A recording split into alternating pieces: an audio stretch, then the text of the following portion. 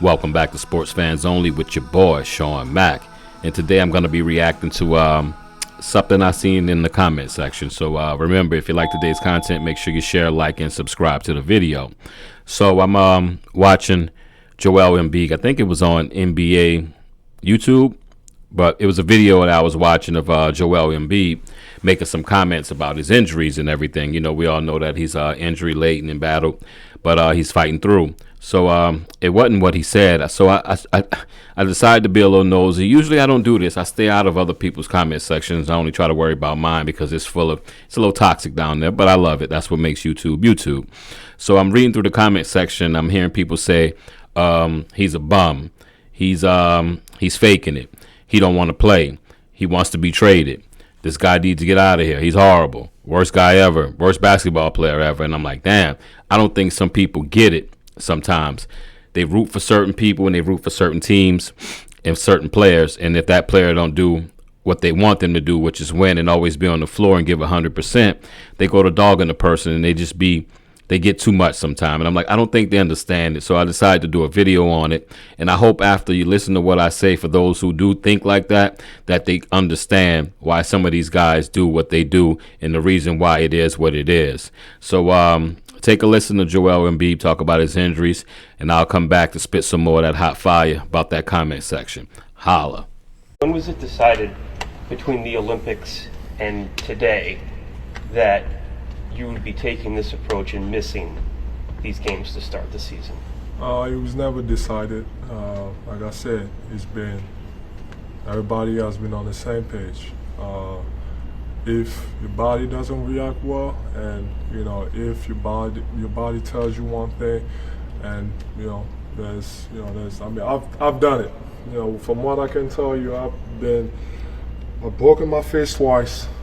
I came back early with the risk of losing my vision. Had broken fingers. I still came back. So I'm not gonna sit here and be like. When I see people saying he doesn't want to play, I've been way too much. I've done way too much, for this city, and putting myself at risk, for people to be saying that. So I do think it's bull, like that dude. He's not here, Marcus, whatever his name is. I've done way too much for this city to be treated like this. So. Done way too much, but like I said, I wish I was as lucky as other ones, but that doesn't mean that I'm not trying, and I'm not doing whatever it takes to be out there, which I'm gonna be here pretty soon. All right, we all heard what Joel had to say. Unfortunate situation in my opinion, but I believe he's a good guy. But it's one of just many unfortunate situations that I've seen in basketball and in sports in general, but we're talking about basketball. So here is what I have, and this is what I'm going to lay out for you. Work with me, okay? We have Joel Embiid. These are injured players that I'm going to mention. I got 4 of them, and I'm going to mention 2 from this era and 2 from previous era. So we have Joel Embiid, we have Kawhi Leonard, Derrick Rose, and a guy named Greg Oden. If you know about Greg Oden, he was drafted, I think, #1 to the Portland Trail Blazers back in the mid-2000s, maybe. 2005, 2006. And he came from Ohio State. He's supposed to be the next big center. Shaq was already out the gate, and he's supposed to be the next big thing, but unfortunately he didn't. But I'm gonna talk about those guys. But first, I want to mention, in baseball, it was a guy named Tommy John. He played from 1963 to 1989, 20-something plus years, right? But during his time playing baseball, y'all might know about the surgery, but that's where you might know Tommy John from. But he hurt his elbow. He hurt from, gotta let you know, though. He hurt from that little part right here to right here in between the elbow, like right there. He hurt it. And it used to be a death penalty for baseball players. Most of the time, it comes with pitchers. Catch this: 99.9% of the time, it happens to pitchers, and he's supposed to be done. So you had a doctor that came out, and the doctor performed the surgery, and unbeknownst to everyone else, this time this surgery worked. And Tommy John was able to come back stronger and have a career, like I said. He played from 63 to 89. He finished his career strong. Now, what's crazy about Tommy John surgery is you're out for like maybe 16 months to 2 years, but you come back stronger. You come back more powerful. You come back with more strength in that arm than you ever could imagine you could possibly have, being that you had just ruptured and injured it and ruptured it, right? So I say this to say, in basketball, it was an injury back in the days, maybe 25 years ago, to where if you caught this, you're done. It was the Achilles heel. If you ruptured that Achilles heel in basketball back in the days, you were done. Kobe Bryant would have not been able to come back and finish the game like he wanted to finish it if it was 20 years before that injury had happened. But Kobe was able to come back and finish strong and finish his career because of medical advancements, because of advances in the medical field. So he was able to come back and he was able to do that.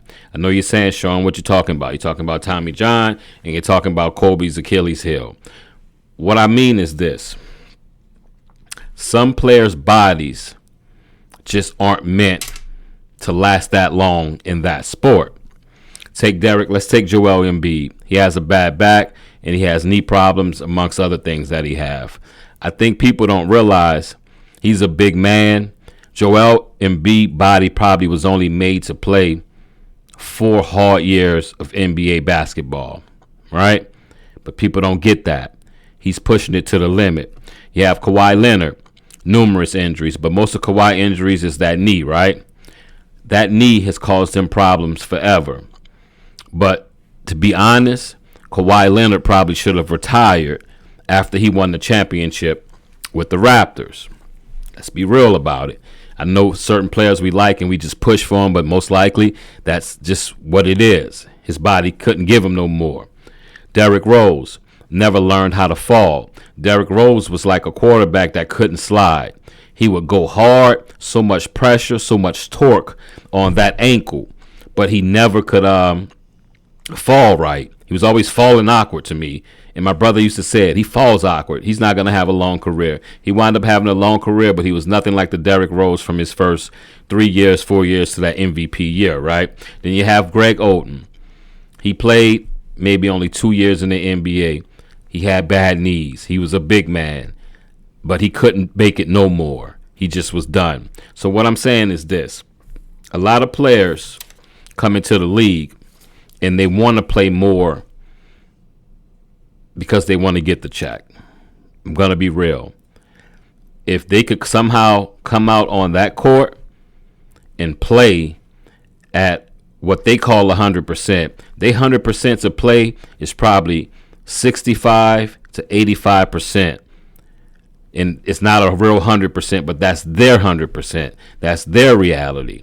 And teams will pay them to try to get a glimmer of what the previous years was before they got injury. And they're like, before they got injured. And they're like, if they could just somehow play 60 to 80% of what they used to be, it can help our team and possibly get us to a championship or make it to the playoffs and have a strong championship run.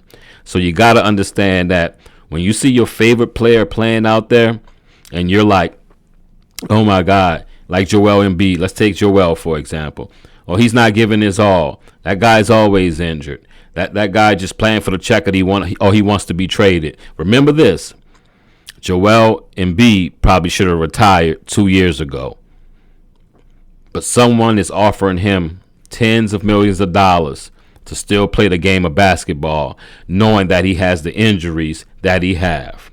And until medical advancements has come, like the Tommy John surgery or the surgery to the Achilles heel, until those type of medical advances come for the rest of the joints in the bodies that are on these huge giant of a human beings, you're going to see a lot of Joel Embiid's. You're going to see a lot of Kawhi Leonard's. You're going to see a lot of Paul George's. I didn't mention Paul George, but Paul George probably should have retired. Like, let's be real. Paul George probably should have retired about 4 years ago. but someone's still willing to pay him to play a little bit of basketball and to give them a chance to try to make it to the NBA finals.